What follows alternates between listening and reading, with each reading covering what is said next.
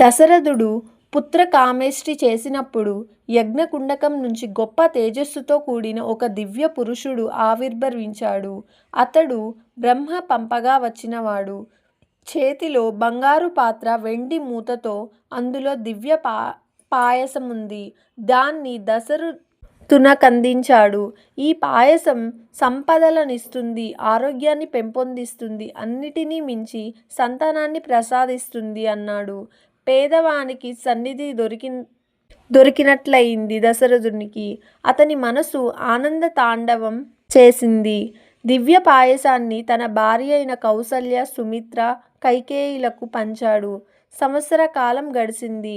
చైత్రశుద్ధ నవమి నాడు కౌసల్యకు శ్రీరాముడు జన్మనిచ్చాడు. దశమి నాడు కైకేయికి భరతుడు, సుమిత్రకు లక్ష్మణ, శత్రుఘ్నులు జన్మించారు.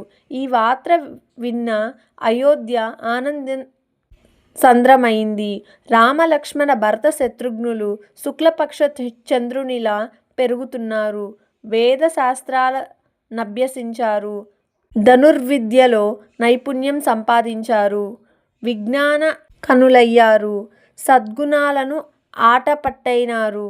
ఇవన్నీ ఉత్తమ విద్యార్థులకు ఉండవలసిన లక్షణాలు. రాముడు మాత్రం ఎప్పుడూ తల్లిదండ్రుల సేవలో నిమగ్నమయ్యుండేవారు. చిన్ననాటి నుంచి అన్నసేవే మిన్నగా భావించేవాడు లక్ష్మణుడు. ఇతడు రామునికి పంచప్రాణం. భరత, శత్రుఘ్నులు అన్యోన్య ప్రేమాభిమానాలు కలిగినవారు. కాలచక్రం తిరుగుతున్నది. ఒకనాడు దశరథుడు తన మంత్రులు, పురోహితులు మొదలైన వారితో సమావేశమయ్యాడు. తన కుమారుల వివాహ ప్రస్తావన చేస్తున్నారు. సరిగ్గా అదే సమయంలో అక్కడ అడుగు పెట్టాడు మహా తేజశాలి అయిన విశ్వామిత్ర మహర్షి. సృష్టికి ప్రతిసృష్టి చేయగల సమర్థుడతడు. దశరథుడు ఎదురేగి సొంతంగా స్వాగతించారు. అతిథి దేవోభవ, అతిథి మనకు దేవునితో సమానం. ఇది తెలిసిన దశరథుడు విశ్వామిత్రుడును సముచిత రీతిన మర్యాదలతో గావించారు. వినయపూర్వకంగా చేతులు జోడించి విశ్వామిత్రుని రాకకు కారణాన్ని అడిగారు. తనపై కార్యభారం పెడితే నెరవేరుస్తానన్నాడు. దశరథుడు వినయానికి మురిసిపోయాడు. విశ్వామిత్రుడు, వశిష్ఠుని ఉపదేశాలను పొందిన వాడివి, నీవు ఇలాగే ప్రస్తావిస్తావు పని మెచ్చుకున్నాడు. విశ్వామిత్రుడు దశరథునితో తాను వచ్చిన పనిని తెలుపమన్నాడు. దానిని ఆచరించమన్నాడు.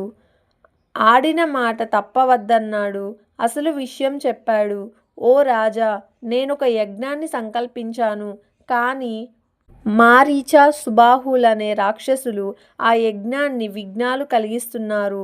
వారిని కోపించడానికి, శపించడానికి శక్తి ఉన్న యజ్ఞదీక్షలో ఉన్నాను కాబట్టి అది నాకు తగదని, అందుకు సత్యపరాక్రముడు, శూరుడు అయిన శ్రీరాముణ్ణి 10 దినాల పాటు తన వెంట పంపు.